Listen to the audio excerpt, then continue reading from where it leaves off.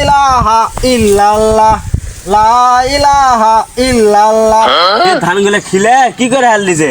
এ বগরালা কে বগরালা আমি 2 দিন ধরে ধরে বাজে বগরালা আমি ধরে পাওছি না। খা খা ফসকা খা, জুম্মার দিন আজান দিবি, ফিরে বাজার নামাজ পালি, ফসকা না পেটটা ভরে নিত। আজ 2 দিন থেকে পানি হসা খাওয়া যায়নি, খা খা। 400 টাকা শতক জমি ইটা করে যদি বগরালা ধান খিলাই তাহলে আমার সঙ্গে চলবি। এ ও তো এরকম একজন বগরালা বসে আছে, আজকে মানে বগরালা ধরা পেয়েছি। লা ইলাহা ইল্লাল্লাহ। এই তুই পাঞ্জাবে দাড়ি টুপি মুছছে তুই কোন আক্কেলে এই বগরি লাগাতে ধানগুলো খিলাছু?